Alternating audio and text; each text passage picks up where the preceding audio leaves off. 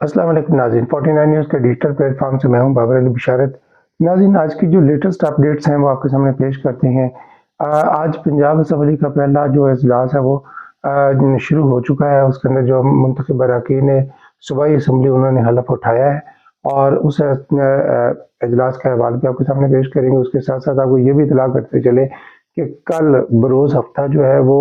Sindh assembly का भी इजलास होने जा रहा है। गवर्नर सिंध ने जो है वो इजलास तलब करने की समरी के ऊपर दस्तखत कर दिए हैं। कल वहाँ पे इजलास होने जा रहा है, वहाँ पे सूरत हाल भी आपको अपडेट करेंगे। इसके साथ साथ नाज़रीन, आज की जो सबसे मोस्ट ड्राइविंग स्टोरी है वो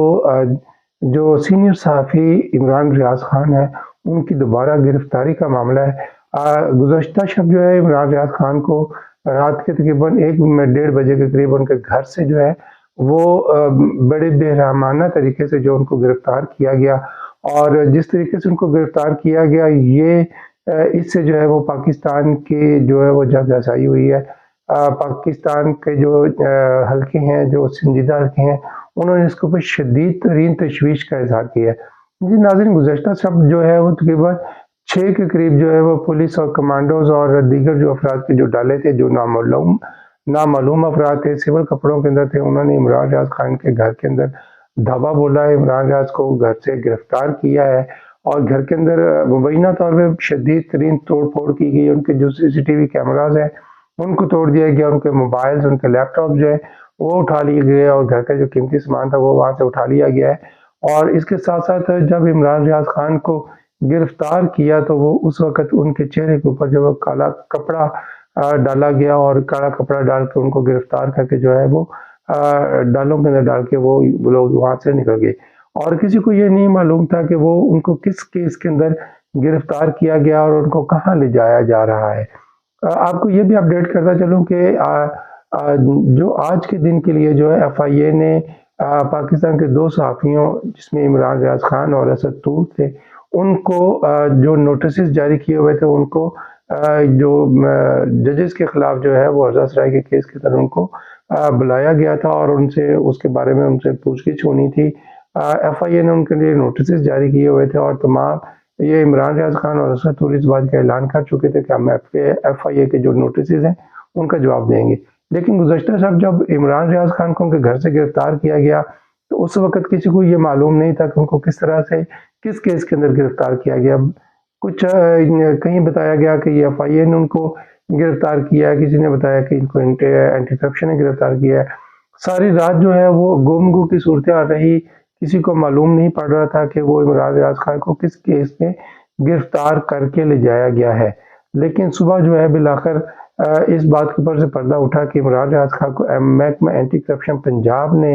गिरफ्तार किया और ये मुबैना तौर पर रेत के ठेकों के अंदर जो है वो मुबैना तौर पर करप्शन का जो उन पर इल्ज़ाम था कि उनकी और उनकी फैमिली ने जो है यहाँ चकवाल के अंदर जो रेत के ठेके लिए और उसके अंदर मुबैना तौर पर करप्शन की गई और उस करप्शन के केस जो है आज से तकरीबन 2 साल पहले जो वो रजिस्टर्ड किया गया था और उसके अंदर बिलाखिर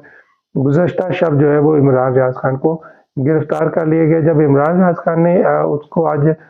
मजिस्ट्रेट की अदालत के अंदर पेश किया गया और रिमांड तलब किया गया तो वहाँ पे इमरान रियाज खान ने जज साहब से जो है वो बराह रास्त मुकालमा करते हुए उन्होंने कहा कि ये मुझे इन्होंने जब से गिरफ्तार किया उस वक्त से लेकर इन्होंने मुझसे केस के बारे में किसी किस्म की कोई गुफ्तगू नहीं की, बल्कि मुझे यही कहा जाता रहा है कि आप अपनी ज़ुबान बंद कर लें। उसने इमरान रियाज खान ने जज साहब को ये भी बताया कि मैंने मार खाई हुई है, मेरी अब भी जो है वो रीढ़ की हड्डी के अंदर ज़ख्म है और मेरे बाजू के ऊपर जो ज़ख्म है, मेरे टखने की हड्डी के अंदर ज़ख्म है। मैंने मार खाई हुई, मैंने वो मार बर्दाश्त की हुई है। उतनी मार खाने के बाद भी अगर मैं चुप नहीं हुआ तो ये चीज़ें जो है ये हथकंडे मेरा कुछ नहीं बिगाड़ सकते। मैंने उस वक़्त भी इन्हें कहा था कि अगर आप मुझे चुप करवाना चाहते हैं तो मुझे मार दें,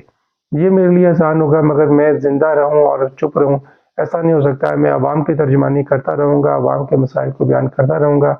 जज साहब से मुकालबा करते हुए उन्होंने ये भी कहा कि मुझे मेरी गिरफ्तारी जो है वो किसी शहजादी को सलामी देने के लिए की गई है और ये उनको ये बताया गया है कि ये मेरी गिरफ्तारी उनके लिए सलामी के तौर पर उनको पेश की गई है। इस केस के अंदर उन्होंने केस के मेरिट्स के ऊपर बात करते हुए उन्होंने कहा केस के अंदर कुछ भी नहीं है, केस इंतहाई भोंडा और भद्दा है और इसके अंदर کوئی ایسی بات کرپشن والی نہیں، ہم نے ہر چیز کو قانونی طور پہ جو ہے وہ سر انجام دیا ہے، اور اس کے اندر ہم نے قانون کا ہر طرح سے خیال رکھا ہے۔ عمران ریاض خان کے جو وکیل تھے، جو میاں علی اشفاق کے ایسوسیٹ تھے، ایڈوکیٹ معروف، انہوں نے کہا کہ ہم جو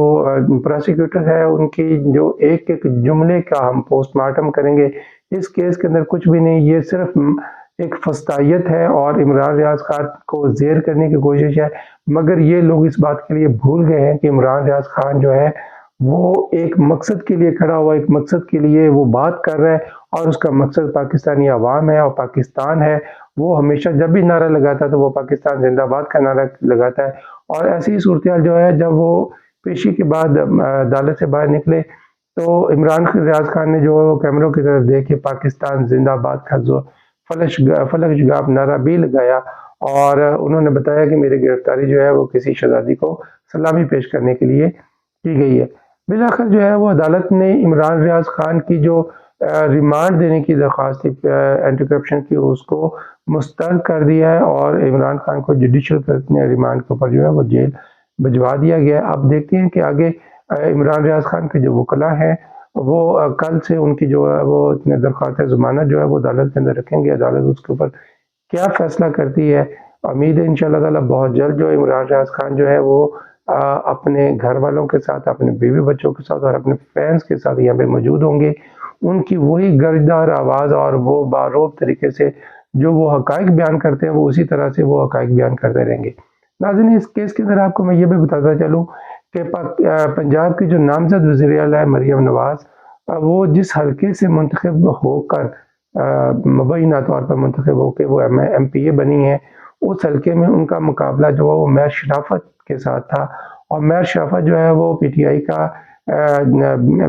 پی ٹی آئی بیک جو وہ کینڈیڈیٹ تھا، اور اس نے وہاں پہ بہت اچھی پرفارمنس دکھائی۔ مہر شرافت کا یہ دعویٰ ہے کہ یہ سیٹ اس نے جیتی ہے اور بہت بڑے مارجن سے جیتی ہے، لیکن وہی ایک جو مروجہ طریقہ تھا کہ فارم 47 کے اندر دھاندلی کر کے مہر شرافت کو جو ہرا دیا گیا اور مریم نواز کو وہاں سے جتا دیا گیا۔ مہر شرافت کا اور عمران ریاض خان کا آپس میں بہت زیادہ قریبی تعلق ہے، یہ ایک دوسرے کو بہت اچھی طرح سے جانتے ہیں، ایک دوسرے کے ساتھی ہیں اور ایک دوسرے کو پہچانتے ہیں۔ اسی لیے جو ہے عمران ریاض خان کو مریم نواز کے حلف برداری کی تقریب سے پہلے اس کو گرفتار کر لیا گیا۔ یہ مبینہ طور پہ جو صحافتی حلقے اس بات کا اشارہ دے رہے ہیں کہ یہ ڈیمانڈ کی گئی تھی کہ میرے حلف برداری سے پہلے جو ہے عمران ریاض خان کو نہ صرف گرفتار کیا جائے بلکہ اس کو سبق سکھایا جائے۔ صحافتی حلقے اس بات کا بھی دعویٰ کر رہے ہیں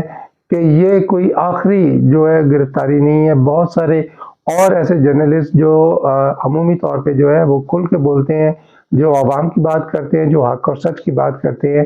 ان کے بارے میں بھی عنقریب یہی ایکشن جو ہے وہ دیکھنے میں آئیں گے، اور بہت سارے صحافیوں کو وہ گرفتار کیا جا سکتا ہے، بہت ساری زبانوں کو بند کرنے کی کوشش کی جا سکتی ہے،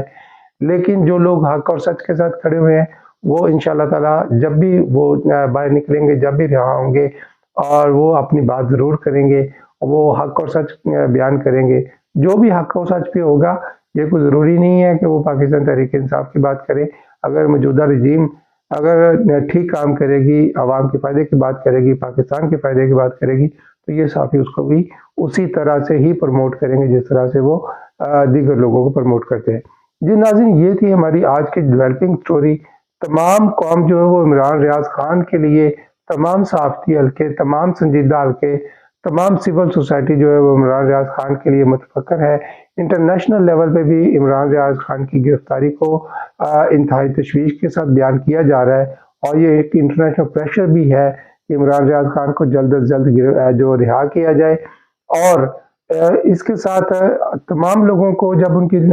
گزشتہ شب ان کی گرفتاری ہوئی تھی تو تمام لوگوں کو یہ خدشہ تھا کہ کہیں ان کو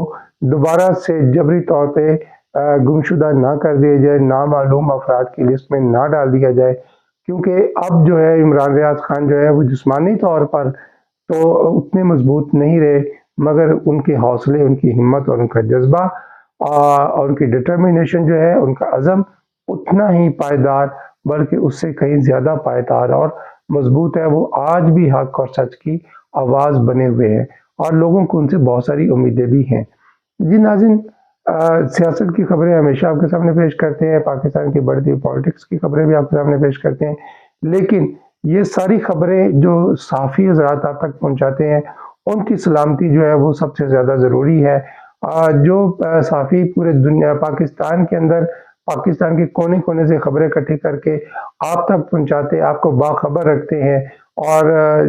جو سیاستدان سیاست کر رہے ہوتے ہیں ان کی سیاست کا بھی ان کو تب ہی فائدہ ہوتا ہے جب ان کی سیاست اور ان کے سیاسی کارنامے جو ہے وہ عوام تک پہنچے۔ عوام تک پہنچانے کے لیے یہ صحافی حضرات ہی ہیں جو آپ تک یہ ساری چیزیں پہنچاتے ہیں، لہذا اپنے پاس موجود جن صحافیوں کو بھی آپ پسند کرتے ہیں، جن کو بھی آپ سمجھتے ہیں کہ ان کی خبر جو ہے وہ معتبر ہے اور ان کے ذرائع مضبوط ہے اور ان کی بات جو ہے وہ معقول ہے، تو ان کو سپورٹ ضرور کریں، ان کے لیے حق کے لیے آواز ضرور اٹھائیں۔ عمران ریاض خان بھی پاکستان کی ان نامور صحافیوں میں صف اول میں شامل ہے، ان کے لیے بھی آواز ضرور اٹھائیں۔ جی ناظرین، یہ تھا ہمارا آج کا ولاگ، امید ہے آپ کو پسند آیا ہوگا، اپنے رائے کا اظہار کمنٹس میں ضرور کیجیے۔ اگلے ولاگ تک اجازت دیجیے، اللہ حافظ۔